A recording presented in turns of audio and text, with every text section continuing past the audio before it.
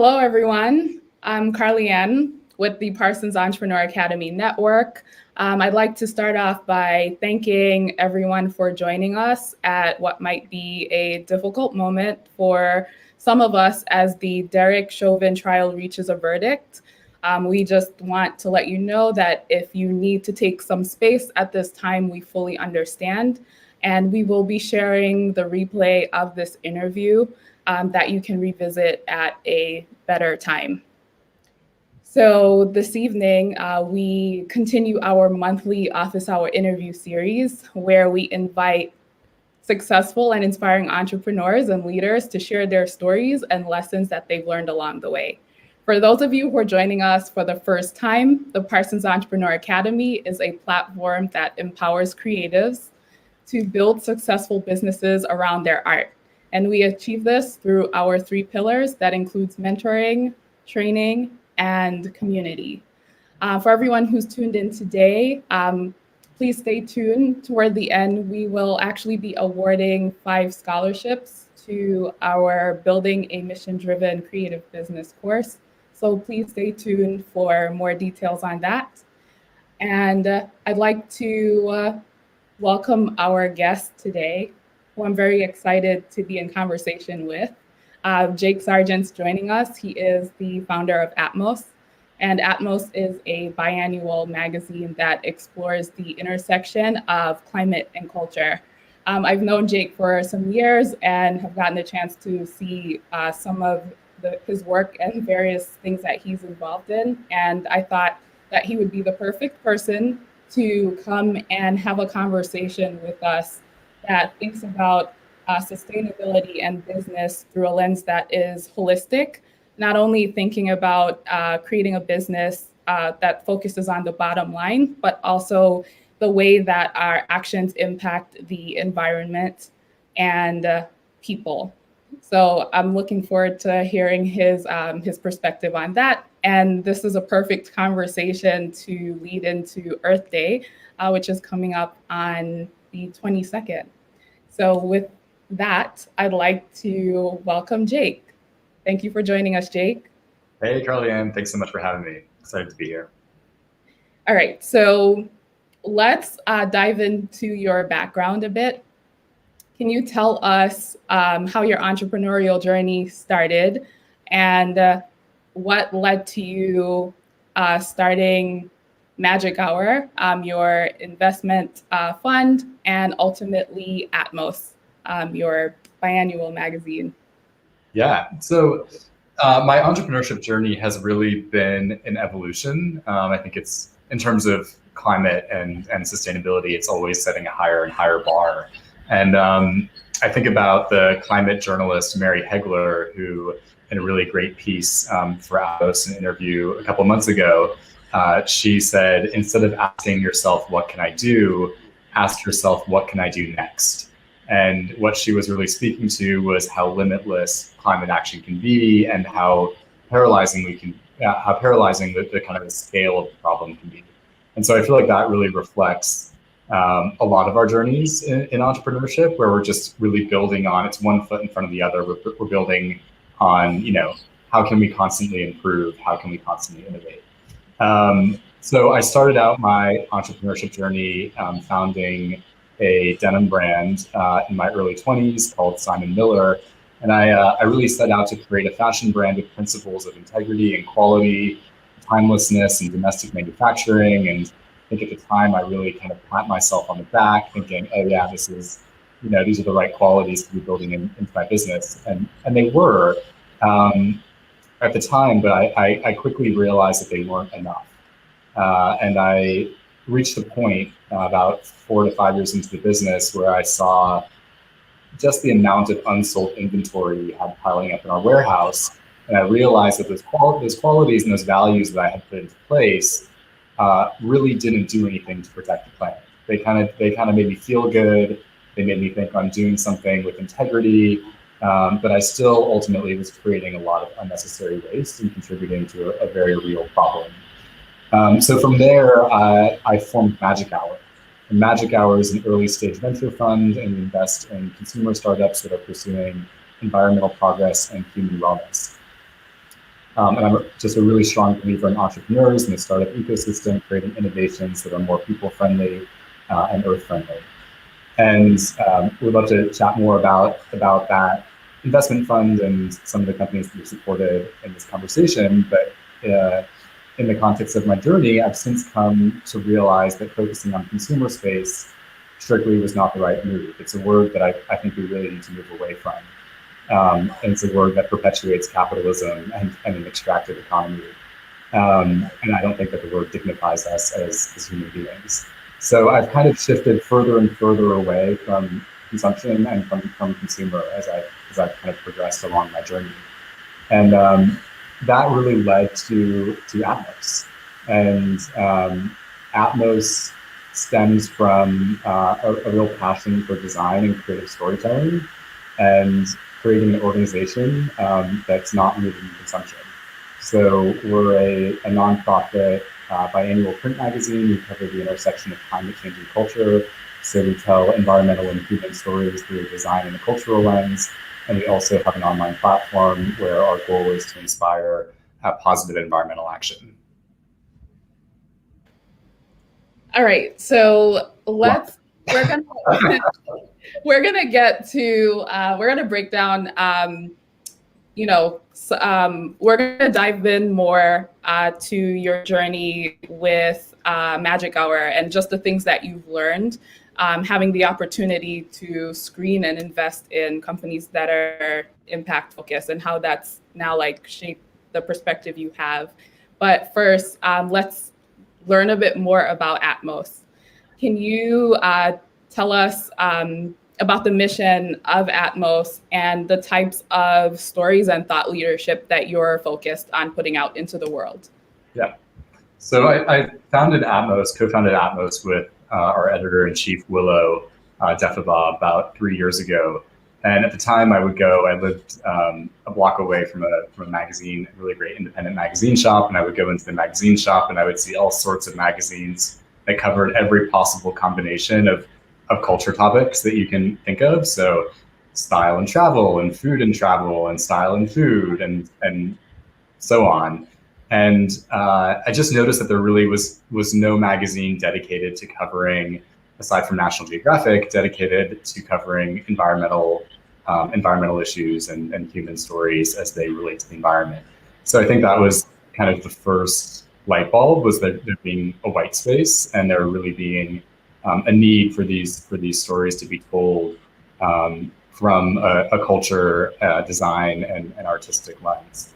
So that's what we really set out to create. And I think the other element of it for me has always been about building community. It's about the amazing team that we've built around Atmos and the amazing editors and collaborators that we have working with us. It's about our readers. And it's also about the wide diversity of contributors that we get to work with. So we get to work with photographers and reporters and creative writers and poets and artists. And for me, the magazine is really a gateway for building that community. And we're really starting to see that thrive online. And I'm excited to see how we can start to cross-pollinate across all those different players and really spark collaboration in service of the planet. So it's kind of there's multiple layers to Atmos. There's the print magazine, there's the online platform, and then there's this vision that I have for, okay, once we build this community, then that's where the real magic happens, and how do we get some real energy happening around collaboration and innovation and events and so forth. All right, so going through this journey of starting this publication and working with various writers and storytellers, obviously there are a lot of things that you've learned in your own journey, but is there anything that surprised you or was a shocking discovery in regards to sustainability or our impact on the planet that you learned in the process of creating Atmos issues? Like you're up to your 5th issue now, so you all have come a lot. Yeah, so I'm not going to share any specific statistics. They're out there and they're scary, and people can look them up. But I think 2 big themes that I've really taken away the past year. The first one is that it never fails to shock me the scale of our extraction. And I think it's something that we truly can't wrap our heads around. I think we don't want to wrap our heads around it because it's so heartbreaking to face. And I also think that our brains just aren't capable of understanding the scale. So no matter how many movies we watch, how many stories we read, how many statistics we process, I don't believe our brains are truly capable of comprehending what we're doing to the planet. So I think that's scary for me, and I think we need to find effective ways to engage people in climate change and environmental issues. And I think one way to do that for us is through emotional and human-based and culture and art-based storytelling.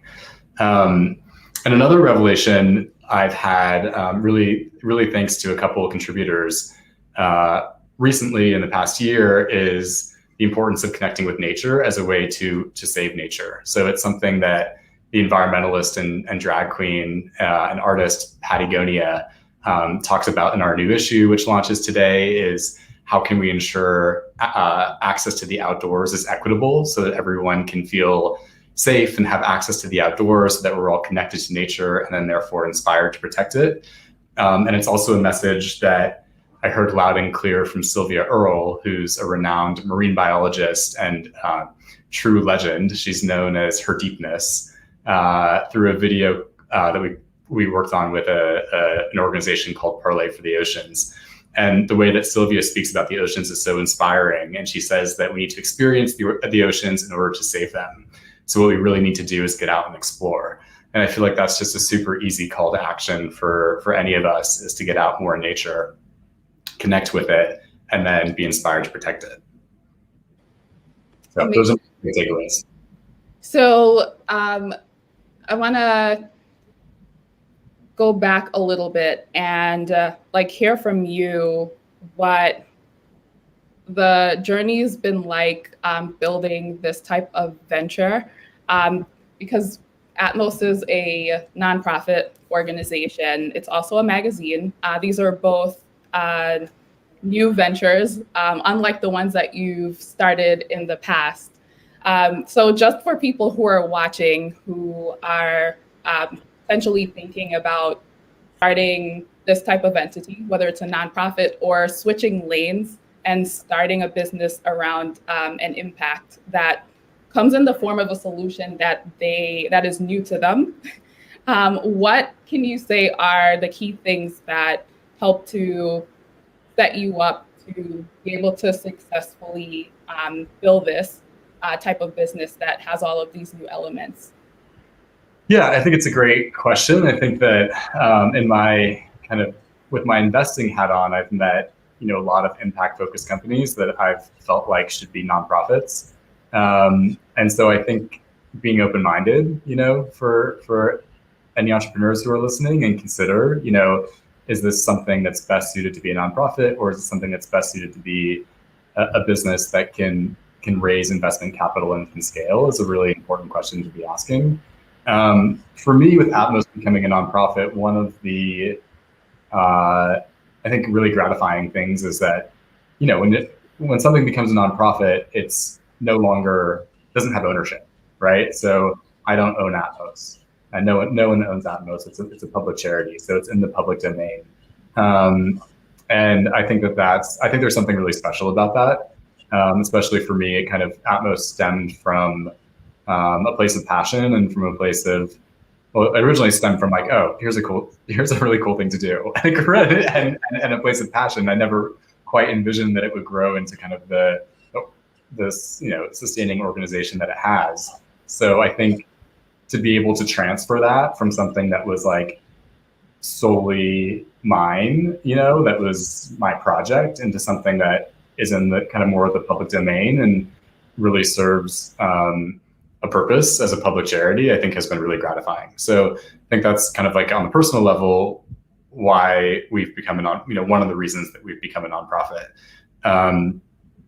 And then, I think on another level, I think we'll talk a lot in this conversation about, fundraising and what business growth looks like. And I think that, I think that many entrepreneurs should leave the door open to being a nonprofit if that's the most supportive way for them to sustain a business without having to feel the pressure of constant capitalist-driven growth. All right. So speaking of capitalist-driven growth, Yeah. looking at the different entities, when you go about building a team or creating company culture, are there things that you've learned in terms of maybe different approaches to team building for a nonprofit that's a mission-driven company? That's a great question. I haven't thought about before. I would say no. I mean, ultimately, I want to caveat that the nonprofit space is new to me. We became a nonprofit in December, so I'm learning more and more as we go along. But I would love to see a world in which the distinction between for-profits and nonprofits is diminished. I think that I really believe in innovation, and I think that there is a understood kind of world, view that like innovation comes from the private sector and the for-profit space, and the nonprofit space is maybe a little more internal, maybe a little more cautious, a little more careful, a little bit less innovative in certain ways, and maybe innovative in other ways that I'm not currently addressing. But yeah, I would love to see that distinction diminish, and for nonprofits to be just as like innovative and forward-looking and breaking the mold and technology-driven as for-profit companies. So I would not approach team building differently. I think ultimately, I've found that building a team of people that you really respect and who also reciprocate that respect for you is one of the most critical things that I've learned. All right, so now speaking of innovation, let's talk about your journey with Magic Hour. So tell us a bit more about what the investment thesis is there and the types of companies that you supported at Magic Hour. And this is just to help set the context for, when later on in the conversation, we talk about things like the investment landscape for sustainability-focused companies, and just also getting your perspective on what sustainability means to you. So first, let's learn more about Magic Hour and the types of companies that you've invested in and worked with there. Yeah. So at Magic Hour, we've funded companies that are pursuing environmental progress and human wellness. So that often looks like companies that incorporate earth-friendly or recycled materials, such as Buffy, which makes comforters out of recycled plastic bottles, or True Botanicals, which makes made-safe certified skincare products free of over 6,500 toxic chemicals used in conventional personal care products. It also looks like Evernew, which has a technology to transform textile waste into a brand new fiber and close the loop on the fashion industry. And then it also looks like Foro, which is one of the first designer quality accessory brands for the disability community, who Carly-Ann, I know you're connected to. And we actually have like Lucy as a part of this series, actually. Oh yeah, Lucy's brilliant.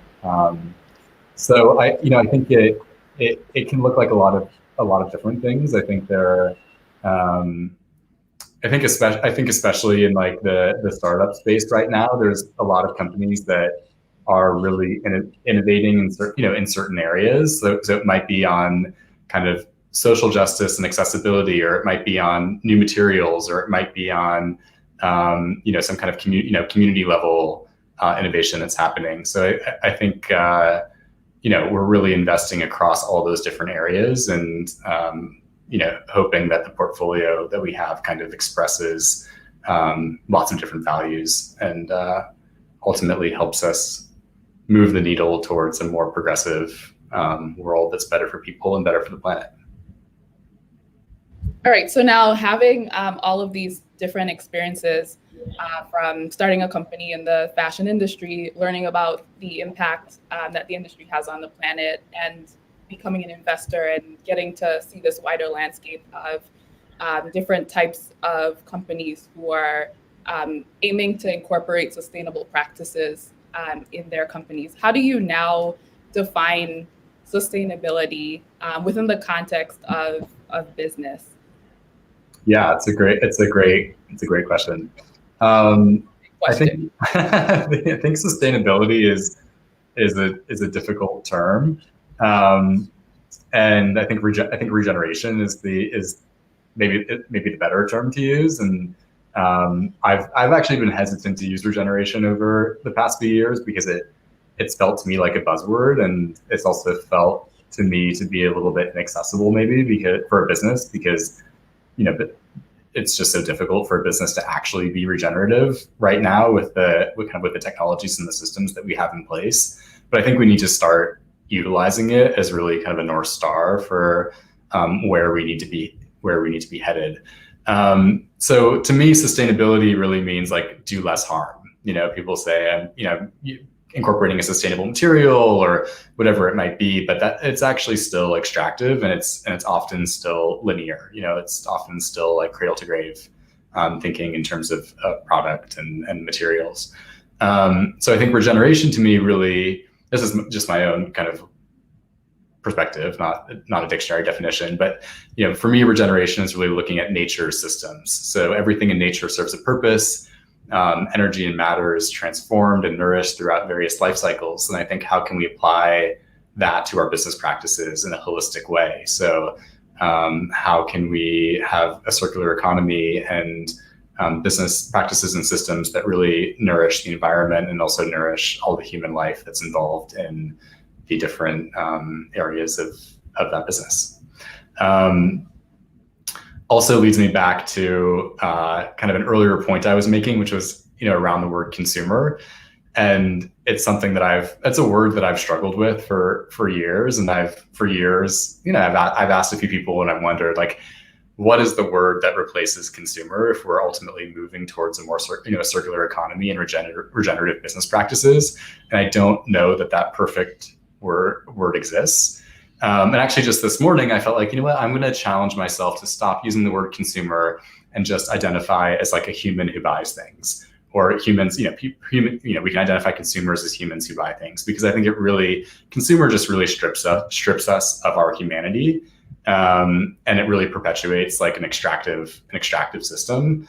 So I think identifying as like a human first, and then someone who buys things, is part of it. It opens something up for me that's not there with the word consumer. So I think it's really important, the language we use and how we can kind of shift our mindset, and how we can really invest in, the reuse economy, the upcycling economy, the zero waste economy, the service economy, and the sharing economy.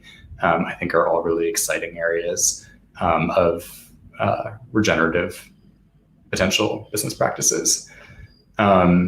Final thing I would say on this topic, just because we want to talk about how to be holistic, would be building diversity into your team, into your decision-making process, into, how are you including people of color, indigenous communities, low-income communities in your decision-making processes, on your board, in your leadership roles.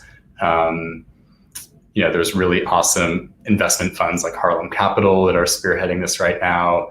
And I just think that's such an important part of the conversation as well. I was just, thanks for that. I was just looking down at my notes as I was doing research for this conversation, like speaking like on, the circular versus the linear economy, and, having people think of systems that are a bit more regenerative. Like there was this shocking statistic that, stated that there are 100 billion tons of materials entering the global economy every year, but only 10% of that actually gets recycled or reused. Mm-hmm. So that's just it's a lot of stuff that gets made and that gets put out there.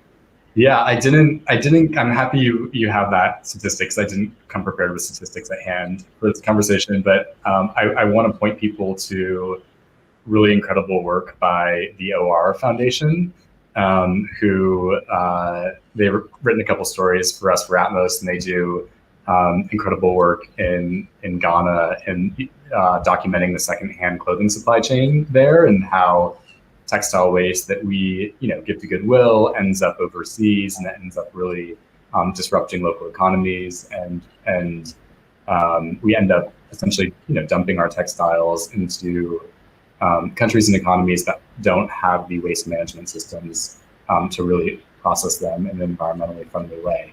So it's a massive issue, and I feel like the numbers are right on the tip of my tongue. Like 100 billion, I think it's like 100 billion articles of clothing that we produce a year, and something like 60% of them are thrown out within the first 12 months. I mean, there's really wild stats out there, and I think anyone that's interested should check out their work, the OR Foundation.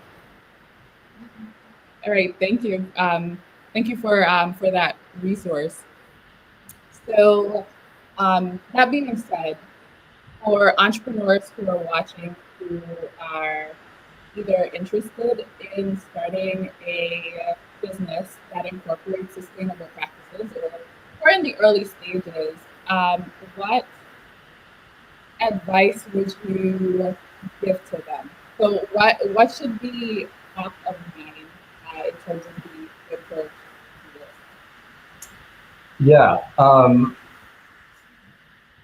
I think it's not about incorporating sustainable business practices. I think it's about really putting innovation, environmental innovation first. So it depends on your business model and what you're setting out to do. But I think in my experience, I've met with a lot of entrepreneurs who, maybe want to start a fashion brand and they're going to incorporate a sustainable material. And I think that ultimately doesn't provide that entrepreneur or that business idea with enough differentiation to really succeed in the market or to raise investment capital.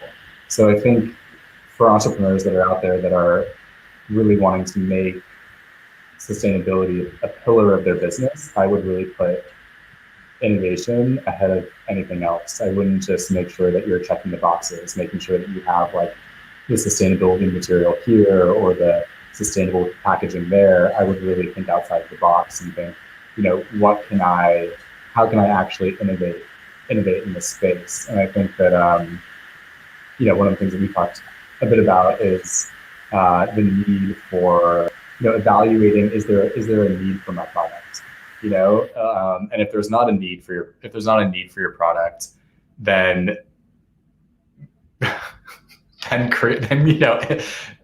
challenge yourself to innovate and create something that's truly moving the economy, moving sustainability forward. So yeah, I think my advice is think big, think innovative, don't check the boxes, make sure what you're doing is truly differentiated and that there's a need for it in the market.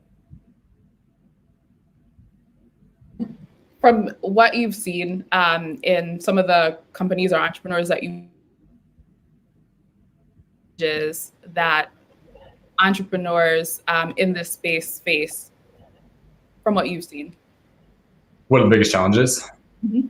Yeah, I think the biggest challenge is value proposition. I think doing the right thing and incorporating sustainable, as we just were talking about, sustainable materials. It's almost inherently more expensive. I can't think of any example in which sustainable or earth-friendly materials are less expensive. So I think your product will likely be a higher price than the competition. I think that's the biggest challenge. And I think too many entrepreneurs think the higher price is justified because the product is sustainable. And I wish that were the case, but it's not something that we've, in my experience in business or in investing, it's not something that we've found to play out. So I think the biggest challenge that entrepreneurs need to overcome is that your value proposition needs to be more than it's more expensive because it's sustainable. You actually need to create a better product. So you need to think really holistically with your approach towards your service or your product or whatever it is that you're creating. It needs to have better design, better features, better branding. I think the easiest analogy to draw is that Tesla would have never taken off if they built a Ford with a battery in it. they succeeded because they innovated from top to bottom. So I think that's challenge number one. Challenge number two, which I think a lot about, is how do you be successful while getting people to buy less? And this is maybe more of a challenge from like an ethics and a values perspective than it is a challenge from like a business perspective. But I think it's an important one to consider. Ultimately, you can create a sustainable product, but if you're still marketing seasonal colorways and special drops, you're encouraging a culture of consumption that may go against your sustainability values. So I think we need businesses, again, that prioritize upcycling and reuse and zero waste and the service economy, et cetera. Like, there's really awesome ways to get creative about like, how can I have a thriving business in getting people to buy less? I think that's a really fun challenge for people to like rise to. And I don't want that to be discouraging, because I think, again, we live in a system right now that is a capitalist system, and we need businesses and we need growth. And I actually think it's a massive opportunity to build businesses that thrive on people purchasing less physical goods. So I think if entrepreneurs listening approach that from a mindset of opportunity and excitement and not from discouragement, I think that's a huge opportunity. All right, so here's a trick question on top of that. So in the context of, startup, so to speak, who might be looking to raise venture capital, like traditionally, venture funding promotes high growth, fast growth. Yeah. So, with your investor hat on and just what you might have seen out in the landscape, what does the funding landscape actually look like for these type of companies, and how should entrepreneurs be savvy about who they decide to invest in these types of companies? Because if they are thinking of sustainable ways, not in the context of sustainability, but gradually growing a business over time and thinking about ways that people can consume less, that might not work for every investor's expectations. So, yeah. Yeah, I think this is like a really challenging question.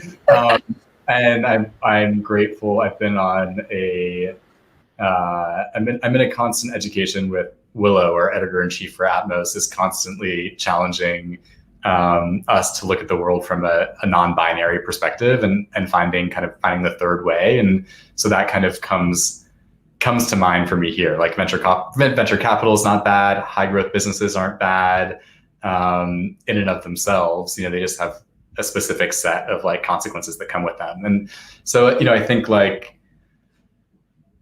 I think there are businesses that we need to see scale. Like I think about a lot of the innovation that's been happening in like the home cleaning space. Brands like Blueland and Package Free Shop. There's really been a lot of movement saying, hey, we actually don't need to like buy plastic bottles every time we need to refill, our home cleaning supplies. I think that's fantastic innovation. I think those businesses should scale, as quickly as they can, because they're going to disrupt the market and they're going to take market share from, large packaged goods conglomerate companies that really need to be taken down. So I think that's an instance where I'm like, yeah, let's get this thing to scale as fast as it can. So I think the answer to your question is finding the appropriate funding sources and the appropriate growth path for whatever business you're trying to create. And because of my values around sustainability, I would encourage that companies that are seeking venture capital funding, to me, should really have regenerative business practices, have an idea or a concept for a product that's actively reducing waste. Like, to me, that's the kind of business that I want to see scale, and I think should be raising venture capital and has an innovation involved. Then I think there's a lot of businesses out there that don't need to scale. There's a lot of entrepreneurs out there where, they want sustainability, financial sustainability for themselves. They want a creative platform, a creative expression. They want to grow, a small to mid-sized team, build community. Like, I think there's so many different reasons to start a business, and like, those are not the types of businesses that really should be seeking venture capital. And I think I think one of the real shames about the moment that we live in and the system that we live in is that there are not great funding sources that I've found for that type of business. And I think it ultimately places a lot of the onus on the entrepreneur to have the network to be able to access angel investor money or family office money or these types of capital that might be a little bit more patient and a little bit less kind of growth driven. And I think that's a real shame, because it ultimately, it ultimately perpetuates income inequality and, all sorts of disparities and gaps that exist within our system, because people are beholden by the, financial support their communities might be able to offer. So I think that needs to be addressed. I don't have an answer for that. I think that needs to be addressed in some way. There needs to be innovation in the financing space that creates more financing and opportunity for businesses to grow organically and not be on a really skyrocket growth trajectory. And obviously, the type of businesses that I would discourage from raising venture capital that might be able to raise venture capital are the ones that cause harm to the planet and create a bunch of waste. And there are plenty out there that, are venture capital backed companies that are just creating a bunch of consumer flooding the market with consumer products and waste. And obviously, I discourage that.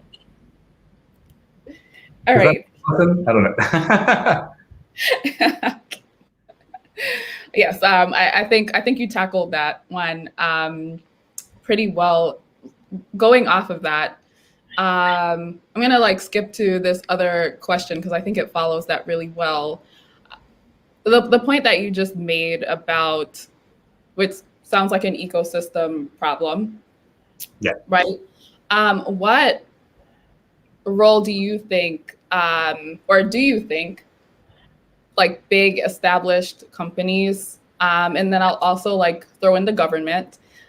Do you think that there's a bigger role that they could play, or what do you think is the role that they could play in terms of helping to foster a better ecosystem for these types of businesses to thrive, and not just the venture-backed ones, but also people who are building those small to medium-sized businesses, because small to medium-sized businesses, those make up the majority of entrepreneurs.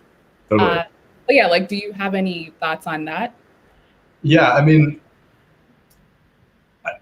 I think my thoughts on this have been evolving. I think a few years ago, I was very much strictly in the private sector, the government's not going to, do anything for the environment, and we have to innovate in the private sector. And those were also the Trump years, so I think that probably played a factor. But I think, as I've dove deeper into my education on this, I've really seen that real change has to come from policy and regulation. That's number one. Is we need the government to institute progressive climate policy and regulation, and we need to prioritize flowing resources to grassroots movements and activists who are advocating for that change to happen. So that's number one. Number two is that I don't have full faith that the government will move quickly enough, or that progress within the government will be linear or exponential to the degree that it needs to be, just because we have no control over who gets elected in 4 years and what they're going to unwind. And so I have skepticism and a bit of a lack of faith there. So to that end, I'm incredibly excited by the power of the private sector to innovate. And I think ultimately, I think we need everyone. We need individual action. We need collective action. We need grassroots organizing. We need policy change. We need innovation at the business level. We need business accountability for the, I think it's the 70 companies that are emitting the vast proportion of the world's emissions. So we need innovation and progress at all of these different levels. One of the things, because I think you talked about, sorry, I'm noticing like the sun shining. One of the things that you asked about the role that like large companies specifically play within the ecosystem. And one of the insights that I have there is when I founded Magic Hour, I thought, okay, here's a great idea. We'll invest in startup material innovators, and we'll also invest in startup brands. And then we'll like introduce the two, and they can work together, and like the brands can help to commercialize the material innovators, inventions and products and new materials.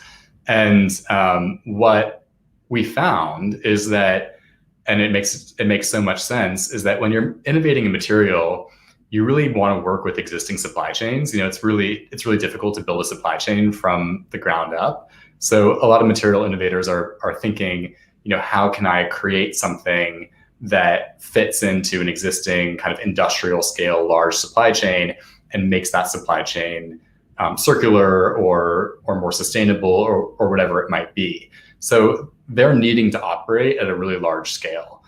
So they're, for the most part, needing to partner with really large corporations. And there's really fantastic, there's ones out there like Adidas specifically that, do really great work investing in the material innovation kind of ecosystem and space.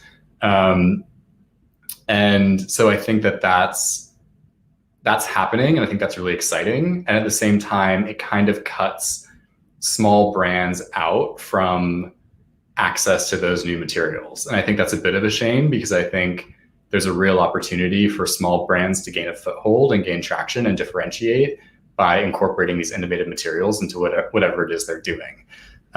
So my tip around that is that small brands should use to their advantage what larger corporations don't, and that's their cap table and their equity. And they should build relationships with material innovators and say like, hey, if I here's my vision for what we could do together if I incorporate your product into my supply chain, and we could, this is my, commercialize this in some way, and then use the power of your cap table and give equity and create a stake for that partner. I think that's a way to kind of circumvent, a lot of the lack of access that small brands might feel when they are, trying to incorporate new innovative materials into their supply chains. I'm just going to flip off this light and see if it helps. 1 second. All right. Cool. Not really. It's not that bad. Okay. So, I guess next, I would love to hear from you. What are 3 companies that you admire, who you think are sort of leading the charge on impact? And it could be a service-based company, or a product company, or a nonprofit entity. What are 3 businesses that you admire? Cool. I'm going to say the first one is a really amazing business out of Seattle called Recompose. And they are taking an incredibly innovative and holistic approach towards death care and the funeral industry. So they're actually disrupting the funeral industry.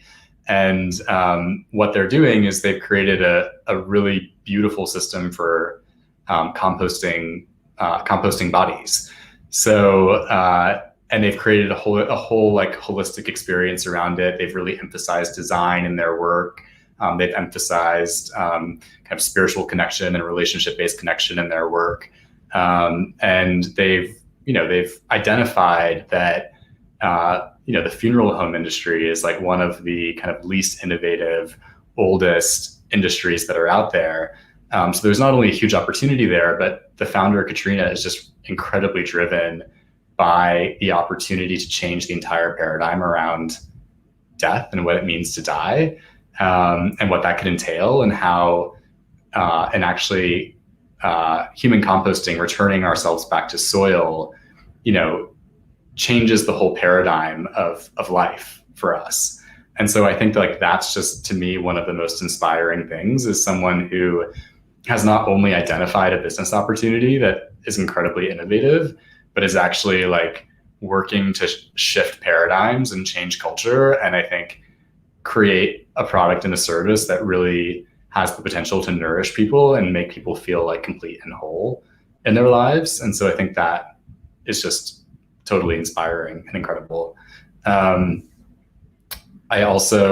more established business, Patagonia, I think any company that can acknowledge that the first and foremost sustainable thing that a person can do is not buy their products has my support. So that's kind of Patagonia's perspective that they share openly, is like, look, we encourage you not to buy our products or buy anyone's products at all. But if you're going to buy a product, here's what we do to make it sustainable. So that just really has my vote, as a company that can kind of encourage reduced consumption first, and then also make sure that their supply chains and that their products are incredibly thoughtful and sustainable. And then the other organization I want to call out is one that I am newly familiar with as of yesterday, because Yesenia Funes, who's our climate editor at Atmos, wrote an article for 420 on the cannabis industry, and it's called Humble Bloom. And they're a cannabis advocacy organization that strives to elevate BIPOC-owned cannabis brands and demand an equitable, fair, regenerative, and reparative cannabis industry. So I just think that level of intersection, where you're working on policy, you're working on social justice issues, environmental issues, how can those all intersect in service of a really beautiful vision, is super inspiring. All right, thank you. So as we near the end of the interview, what is, I'm going to ask what's next for Atmos, but you released your new issue, Hive, today, and we actually have images of the covers that share with the audience. So what is this issue all about, quickly? Yeah, the issue is about collaboration, and it was undertaken during the pandemic, and it's something that we didn't really think about last fall. We thought, we miss our relationships, we miss connection. Let's do an issue on collaboration, and then we had the really wonderful challenge over the past 6 months of figuring out how safely to produce a magazine and an issue about community. And about groups and about friendship and about relationship and about symbiosis during a pandemic when we couldn't gather together. So it was really fun to make, and it was a challenge to make, and I'm just super proud of our team and how it all came together. Oh, I can't hear you. Oh. Thank you for sharing the new covers. If anyone wants to check out Atmos, you can visit their website, atmos.earth, or check them out on Instagram to keep up with their thought leadership and messages. Thank you so much for joining us, Jake. I'm gonna try to take a couple of questions. I know we're getting closer to 6.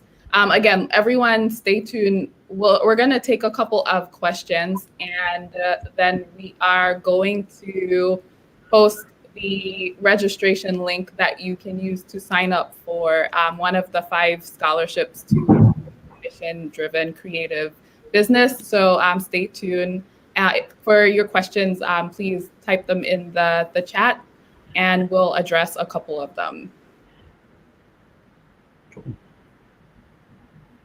All right, so this question asks, how do you balance creating and innovating within the current system while envisioning a new one? Great question. Yeah, I would say without judgment.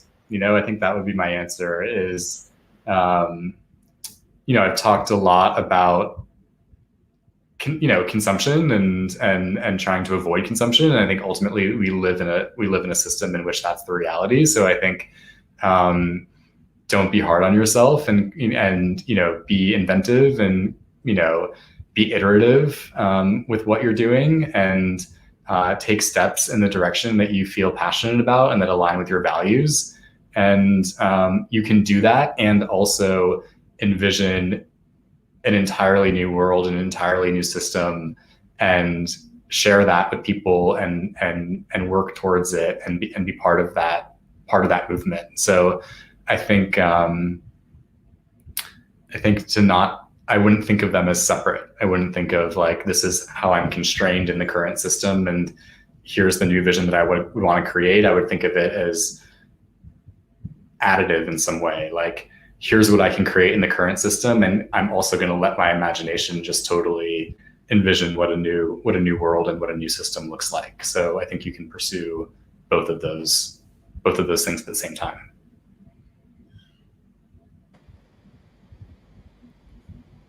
When it comes to environmental organization / business creation, how would you define the line of nonprofit versus corporation, or maybe B Corps? Like when to have a nonprofit and when to create a corporation. I mean, I would think of it in terms of your funding sources. I don't think one is easier than the other. Ultimately, if you're a nonprofit, you have to fundraise and get grants, and if you're a corporation, you have to fundraise and get investment. So, so I think they come with equal challenges, but I would think, I would say if mission and impact are your driving factor in what you're doing, and you don't have a business model in which profit also plays a key role, then I think I would consider being a nonprofit. I think ultimately it speaks to the challenges of the current financial investment ecosystem, and that a lot of what's available in the investment ecosystem demands high growth. And so I think if you're placing impact first, and you don't think you have a highly scalable business model, then I think being a nonprofit and really leaning into the impact work that you're doing is a really viable solution. And a B Corp, I mean, I think every for-profit should be a B Corp. So if you're taking a for-profit route, figure out how you can be a B Corp as well. They're not mutually exclusive. My partner and I founded a grassroots community called Echoed Voices by organizing cleanups every Saturday for the last year. What advice would you give for collaborating with sustainable businesses? What advice would I give for collaborating with? I mean, awesome for the work that you're doing. I just want to acknowledge that first. That's a great question. I would say start at the local level and see what kind of businesses you can partner with in your community. And I also think I think we're living in a moment that's like rich for collaboration, especially with kind of group-oriented, community-oriented climate action and cleanup activities. So, what advice would I give for collaborating with sustainable businesses? I think I would say start local and grow from there. I think there's a lot of interest and a lot of opportunity.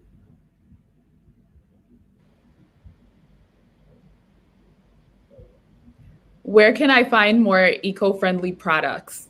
I own a company and I struggle to find eco-friendly alternatives. Okay, two ideas. On a personal, kind of individual level, check out Package Free Shop, which is one of our Magic Hour portfolio companies and really amazing, founded by a wonderful zero waste pioneer, Lauren Singer. So they have tons of products to make living kind of zero waste or lower waste really easy. On a business and the corporate level, I would really advocate following and checking out a company called Seed. It's actually a probiotic company, but they've been totally open sourced about their packaging materials and their their approach towards like reducing their emissions and so forth. And so they're a really great kind of open source company that shares their journey with sustainability. And they have a lot of fantastic tips about like specific vendors that you can work with to make your business more sustainable. All right, so we are running out of time. So thank you for submitting those questions. Jake, thank you so much for coming on and joining us. This was a great conversation to have in the spirit of Earth Day, and congratulations on the release of your new Atmos issue, Hive. Thank you. Dan. Happy Earth Week, everyone. Happy Earth Week, everyone. All right, so for everyone who's tuning in, as we promised, we are dropping a link to a registration page that you can sign up to hopefully be one of the lucky 5 people to receive a scholarship for our Building a Mission-Driven Creative Business course. Jake actually sponsored a scholarship, and we decided to partner with him and match the scholarships. So the first 5 people who sign up will be eligible. So please follow that registration link and sign up exclusively for Earth Day. If you don't hit the 5 or you don't make it to the top 5, you will be eligible for 50%, but that ends on 11/59 on Earth Day. So happy Earth Week, everyone. Thank you again for joining us, and we hope to see you all at future events at the Parsons Entrepreneur Academy Network. Thank you. Thanks so much.